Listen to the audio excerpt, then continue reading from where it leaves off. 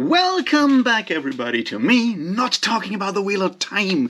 It's weekend and it's time to actually catch up with something I've been keeping far too long to not do, and that is Discworld. Right, I'm still technically doing this Discworld read-along thing. We still have us a cool group of people. If you want to join, please let me know.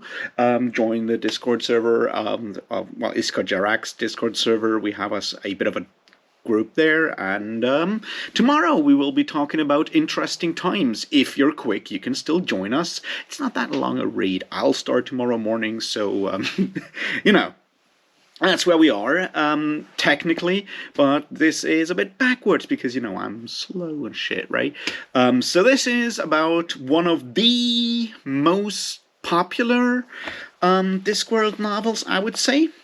One that is often recommended as a good starting point for the series, or like a good introduction to Discworld in general, and a standalone one. It's a unique one. It is Small Gods. So let's talk about that one, shall we? Cheers.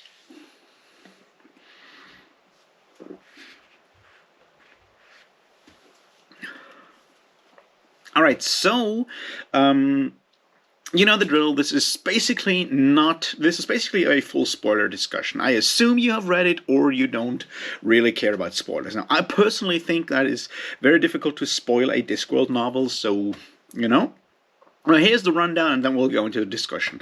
It is a standalone novel. It obviously features some of the characters that we kind of know from Discworld in general, like, Death is there, of course, and someone called Dibla, who is also familiar in a way, shows up. There may be some overlap character-wise with Pyramids, but that's about it. And that's one of the reasons why it is a good introduction to the series, or to the world and the writing of Terry Pratchett, because you don't have to read anything else to get the book. And that's pretty cool. Alright, what's the story about? The story is about religion. It's about organized religion, about structured religion, and about belief systems. It is thus a fairly political, fairly philosophical novel, and a lot of other things. It follows someone named Brother, a novice in the temple of the great god on his journey to become more than just a novice. And it follows the great god on his journey to become more than just the great god I guess. That's the non-spoiler synopsis I want to give you. You should definitely read this. If you have never read any Discworld novel, this is definitely the one you should read. It has Terry Pratchett's humor, it has an actual story, it has a plot, and it has a lot of the more socio-political commentary that we find in later Terry Pratchett novels, and thus is a very good example of what makes Discworld such a unique thing to read. So yeah, go read it. It's well worth it. It's a 5 out of 5 turtles or whatever kind of rating thing. It's definitely one of the most interesting, most unique books in the larger fantasy sphere of the last 50 years. So yeah, go and read it. Now that you have done that, or I'll give you time until I finish this beer, not the full beer, but here's the point.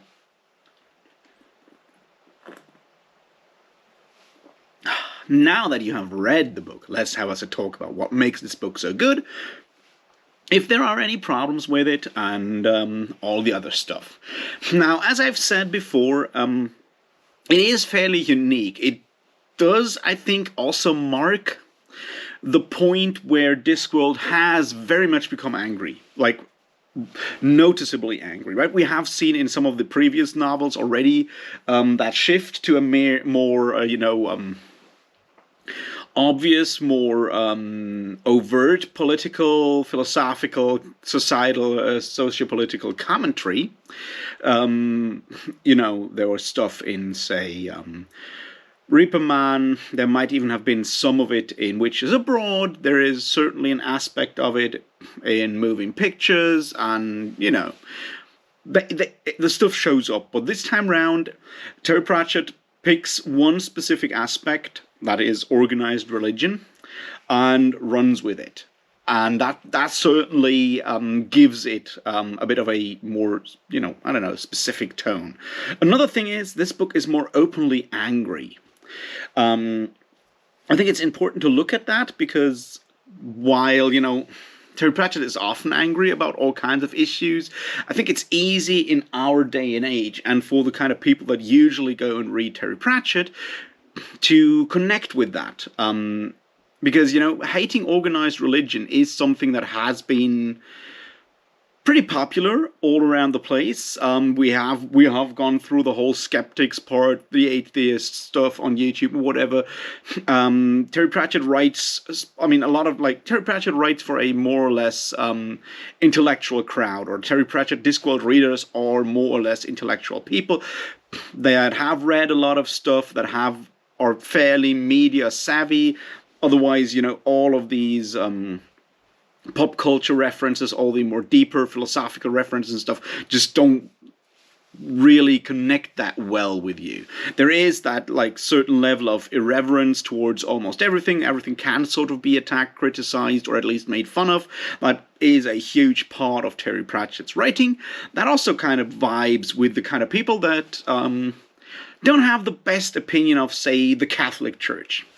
And while, it goes, at the end of the day, it goes for all forms of organized religion, as soon as you kind of put the Inquisition in there, it's that very specific aspect of, the Catholic Church, medieval Catholic Church, Crusades and Inquisition, the whole 9 yards. And it's A, very easy to make fun of that, and it's B, very popular to make fun of it, because, there's stuff that is fairly obviously crimes against humanity committed in the name of religion. So if you're not a big fan of religion, yeah, go attack that kind of thing, right? So I guess that's part of why this book is so popular, and in today's video, I want to talk about why I think that is maybe a bit short-sighted, because I think there's more to it in this book. Now, don't get me wrong. There is certainly a very, very deep anger against these kind of things, against crimes committed in the name of religion in this book. It is there. It is very open. It's Terry Pratchett, while oftentimes slipping in jokes and stuff that can be seen as critical, is rarely this in your face with it, as he is in especially the early parts of Small Gods, when he, describes the Inquisition, talks about how, blood is very efficient, is deemed very efficient to revitalize the faith and stuff like that. It is, very direct in that regard. And I think that's part of what makes it very easy to very likable for people of a specific mindset. What also is in here that I think is interesting is that Terry Pratchett has very good characters in this book. Oftentimes in earlier books, it's very easy to see some of the characters as sort of caricatures. That's not the case here. With both Brother and Vorbis, the two main characters, absolute main characters, I guess. He has very compelling characters. Vorbis is a supremely scary villain, if you want to call him villain or bad guy. He's really very compellingly scary in that regard. Whereas Brother, as the person who maybe makes a journey from blind faith towards something else, has an interesting development that because we see a lot of Brother's and development in conversation with the great god or the turtle in this case, the tortoise in this case, we can see how he slowly develops his views on the world, so that dialogue, that ongoing dialogue between the god and his believer is an interesting tool, and makes it very easy to see how Brother tries to keep that faith at the core of his being on the one hand, while trying to change it over time. And that makes those characters very unique in Discworld. in the Discworld cosmos, but like in general fantasy cosmos, the way they are written, because once again they are opposites in a specific way. That is, Brother is very much in conversation with the world and takes everything in from the outside, whereas Vorbis is the direct opposite. He has, Pratchett calls it like a mind like a steel ball where nothing comes inside and all that goes out from Vorbis comes from inside Vorbis's brain. Whereas Brother has a perfect memory where everything that comes from the outside remains or makes a change in Brother and changes thus the person. And it's very clear to see which version Terry Pratchett prefers, right? Over time, and we see Brother and Vorbis as also two examples of how a religion or how faith could work. And that's the larger argument overall that I want to make, that this is not just a book about criticizing religion and criticizing organized religion.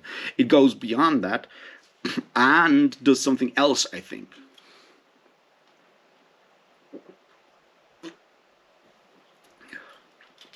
But before we go there, let's look at the plot for a moment, right? There is the idea of attacking a Phoebe, which is basically Discworld's equivalent of classical Athens, right? Classic Athens with all the philosophers and so forth. And he makes a lot of fun about that as well. And we've seen that before in Pyramids, but now we see it through a different lens, through Brother's lens, in this book. And Vorbis plans to attack and destroy that city. He goes there with Brother. Brother knows how to come through the labyrinth and so forth, and is thus an instrumental part in the destruction of the library of Ethebe and so forth. Then both of them flee or come back to the citadel, and then in a fairly iconic scene, Vorbis dies. Brother becomes a new prophet and tries to negotiate a peace between Omnia and the rest of the countries around it, to avoid war and stuff. And at the same time, the great god is reborn in the body of a tortoise because he tries to materialize, and he doesn't have any believers except Brother, and he is on his quest to revitalize his faith, and that happens at the same time in conversation with Brother. I mean, as I said, I assume you've read the book. Now, there's a bunch of really interesting aspects there that I want to look at. Right? On the one hand, we have the idea of a organized religion, a fairly strict structure that goes through all those things, has a lot of like commandments, has a lot of like things that are forbidden, that kind of stuff. And Terry Pratchett uses his like specific way of having very unique, like small scenes that then give us a very good picture of the larger problem. Plus, with this being a fairly in-your-face parallel to organized monotheist religion in our world, as I said, it's easy to connect this to the Catholic Church in a lot of ways. Although, and this is important, this could also apply to other monotheist organized religions. It's just that we connect Inquisition and Crusade with the Catholic Church, but the pattern is the same in other religions, and that's, I guess, important there. So we have that, and then we see the very free society of Ethebe, where discussion and so forth is basically part of everything. And then we have that long walk back through the desert and so forth. Now, there's an interesting aspect about how the war with Ethebe is set up, by which it is very clear that Vorbis creates a pretext to go there and create that war by sending a missionary there. Once that missionary comes back from there in, dishonor, so to speak, he gets murdered by the church, by Vorbis, by the Inquisition, and then his murder is laid at the feet of the of the church, not of the church, but at the feet of Ephebe, and thus the war and the attack on Ephebe is justified as justified revenge for the death of that one missionary. Now, as we all know from history and the present, it is a fairly popular tactic if you want to, attack a neighboring country on a pretext to fabricate some sort of pretext there and then go and do all of that. And it's very, that part is just like done very well as like a small aside on like how politics and global politics and whatnot work. This book in general has a lot of these smaller aspects to it where we're like, you know what, that is basically already like very much worth exploration in its own novel, and Pratchett pulls off a lot of these smaller ones when we have the discussions on philosophy there. We have later on other situations, where he does a lot of that kind of stuff. The whole discussion on philosophy versus mechanics or physics or science in a way is almost incidental to this story, but it is a huge topic in its own. It's like, what kind of responsibilities come from creating machinery that has all kinds of effects, right? If you create a weapon of mass destruction, does that, just because you're applying principles of philosophy of physics, does that put you as the creator of that weapon into like any form of like responsibility? What happens with the creation afterwards? Is the scientist responsible for that? Those are questions that are very, very important to ask and to answer in general in that we struggle with if we're in the sciences, if we're at universities. Like, what about our research? Can it be, are we responsible for what happens with it later on? Are there ethics in that part involved in that aspect as well, right? And it's just a small bit on the side in this novel, and there's so many other of these like bits and pieces. The inside jokes on philosophy and academic philosophy in itself are absolutely amazing and fun. If you have like read any academic philosophy, classic philosophy, even a bit more modern philosophy, you will just laugh so much about all the jokes there, right? There are the cynics, the stoics, and the Epicureans. They say it's a funny old world. There's nothing you can do about it, so let's go and have a drink. Yeah, that's actually a pretty good summary of those three schools of classic philosophy in a way. There's way more of that level that I just like personally appreciate because it's philosophy, and I do love philosophy. And then there's religion, and I do kind of like religion in a lot of ways. So that part is just insanely well done. And there's the aspect of like how the average citizen of Amia works around all these commandments and rules of religion, because at the end of the day, practical life cannot be regulated that strictly by all kinds of commandments and whatnot. That's another thing that you can see from religious history, is like how on the ground people made all kinds of ways to work around those rules, to that's just put in there from time to time, and it's really interesting and really funny. But the overall large topic obviously is religion, organized religion, and the question what to do with it.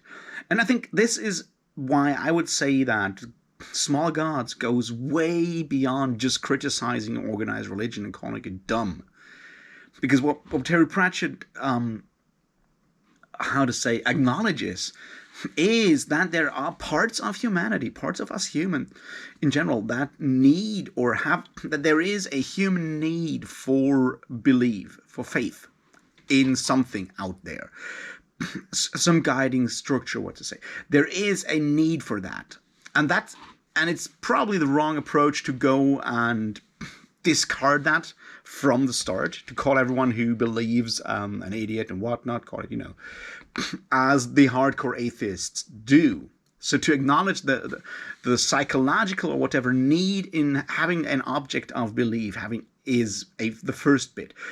The interesting aspect that Pratchett then does, and what he does with this book, which I really, really love so much about it, is he looks at the structure and how something that starts as belief in a supernatural being, a god, then turns and shifts over time into first the construction of this, well, structure, worldly structure, the church with all its offices and so forth, and how over time then humans' belief shifts from the original object of belief, that being the god, to the structure. You don't do things because you believe in God, really, but you do these things because the church tells you to.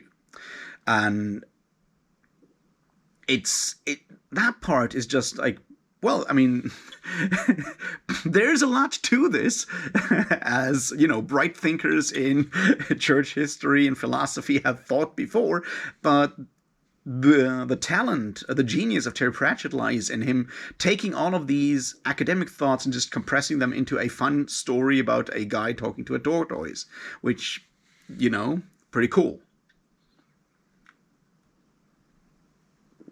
And at the same time, acknowledging it and criticizing it, but not condemning it.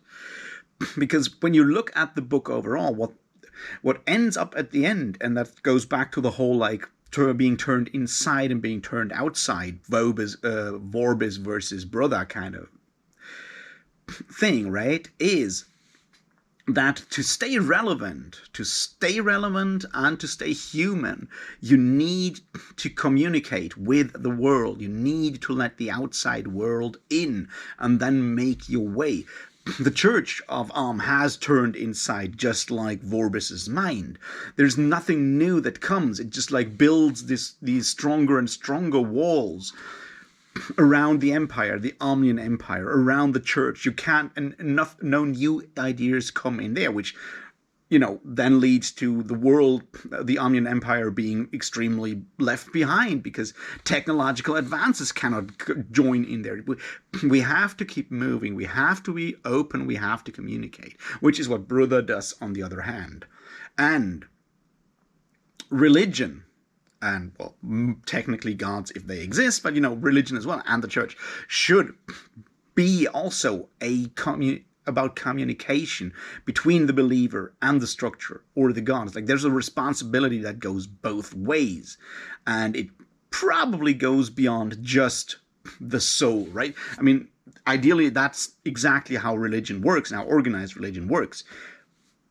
But Pratchett recognizes, and he's definitely not the first who does that, but he finds a very interesting tool to show and explain all of that, is that structures tend to ossify and to forget that original purpose. And through Bruda's journey and the way this all works at the end, we see that rejuvenation, revitalization of that ongoing conversation between the believers and their God, or the church and their believers, and so forth. And that's why I think this goes beyond criticizing organized religion, because it does not say we need to get rid of all of this. We have the character of Simony, the soldier there, that is an interesting example for that. It goes beyond that. It's no, because a church, religion, just like other things, can be a wonderful vehicle for ethical belief, for ethical thought, for ethics and rules, the rules of ethics, right? Ethical behavior. It can be that if it takes that responsibility seriously and goes back to those reasons why those things are right and good, and not just says it has to be done this way because God says so. There has to be more than just the argument of authority there. But if there is more than that, then, it can do some good. There's later on that scene where, you have people like Simony, the atheist, or, what's his name, Ern, or not philosopher, the engineer, who has just as strict and rigid, structures of thought that just as easily can be compromised and move away from their original purpose. And I think that's what makes this book so good. What makes this book so thought-provoking is that it does not just sit there and is like, what, church bad? It's like, every form of, like, every rigid structure of, belief or rules, if it loses sight of its original purpose and makes the existence or the prolonged existence of the structure its main focus and purpose, will become dangerous, will become harmful. Plus, that overall idea of we need to look outside, we need to be in communication with the world in general. And this is, no matter what you believe, if you believe or whatever, that's the final idea. It's like, let the outside in and find your place in the larger structure. Don't assume from the inside that you have the answer and then force your personal idea and will on the rest of the world. Go the other way around. That's the overall idea of this book.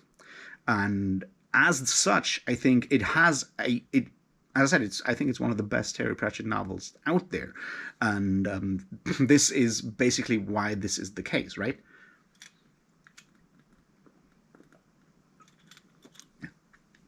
Because what Terry Pratchett does in this book is he makes a fairly philosophical argument on how we should live our lives, how we should deal with, overarching structures of morality or whatnot, how we should live our lives in the relation between the self and the outside world. He has these deeper themes and arguments, and he does not just lay those out. He makes a fairly direct case on which is the correct way to do it and which is not. And you could do that as a text for as an academic philosophy text, right? But he does not do that. He does that by telling a very compelling story with an actually well written, well organized, built up plot, compelling characters that can, just by the way they are written, Terry Pratchett is wonderful when it comes to outlining a character just by one or two lines of dialogue or something, and he does that extremely well in this one as well. He has fantastic characters in this one that are part of like a really interesting plot that is, fun to move along and read along and figure out what's happening next. And he does that extremely well. And on top of that, he manages to bring his very, very unique style of prose and humor to it, because this is a serious topic, right? We're talking about religious wars and shit in this one, but he still manages to make it funny in a way that is not disrespectful of the harsh realities that he describes. And that's a very, very special talent that not many authors have. Plus, a lot of really good philosophy jokes. Really good ones. The whole discussion of Didactylos and the parable of the cave, that classic piece of Platonic philosophy is just wonderful. It's like the way it's like, we see that we're in the cave, we could go out and figure out what is actually going on because we only see the shadow play, but all we do is sit down and say, "Do deformed rabbit." It's my favorite. That one, that's just genius. Plus, a very personal one. And that might be something I want to talk about in the future, if I want to. We'll see, or if you want me to. The character of Didactylos, the philosopher, is blind. Now, there's reasons for that within the story, and all of that is wonderful. There's jokes about, the Zarathustra, also Also sprach Zarathustra, story text by Friedrich Nietzsche. Not the point. The wonderful bit is the philosopher Didactylos saying, people say that us blind people are amazing when it comes to other senses. That's actually wrong. They just tell that to themselves so they don't have to feel sorry about us. And you know what? That's so fucking true. And that rings so true with me. And I'm like, that is totally not necessary for the story, not necessary for any other bit of this book, but it's just one of those like 2 lines, incredible observation about like how human behavior, works and stuff. And that's what makes Terry Pratchett such a unique author. And this book is chock full of those kind of things. It introduces one new component, the history monks, that we will see later on in The Thief of Time. It has some really interesting thoughts on the matter of what makes history, historiography versus events. But I don't want to, bore you to death. But as I said, there's like a lot of stuff going on here that could be enough for its own book. So yeah, Small Gods is definitely a very, very good Discworld novel. It's one of the best in my opinion. It is an excellent introduction to Discworld and Terry Pratchett because he has a compelling story. It has a main theme and topic with religion that most of us in the, at least Western world, in the world of monotheist religions, have some connection to and can probably find interesting things to realize about. It has the typical Terry Pratchett humor, the typical Terry Pratchett prose, and in that case, in that regard, is a very typical Terry Pratchett book. It's just because it's standalone, it doesn't have any connections to anything else, is almost a perfect introduction to Discworld if you don't want to go in publication order, which I would still, recommend. But if you, want to make a friend or family member read Discworld because you love it, that might just be the book to give them because, it's a bit serious, more serious. It's not that silly. It still has the humor. It has everything. Anyway, go and reread Small Gods. I wish I would. I mean, I could almost go back and read it again because I've read it so many times and it never ceases to amaze me. And it never, I always find something new in it that I really appreciate about it. So yeah, fantastic book. Go read it. If you like this, like, subscribe, share, do the things. If you want to join us, there's still like another 23 books to go in the Discworld read-along. Join the Discord. It's Iskar Jarak's Malazan Discord, but we also talk about other books. Join the Discord. Join the read-along. We have us really cool discussions about the books. And see you next time. Cheers.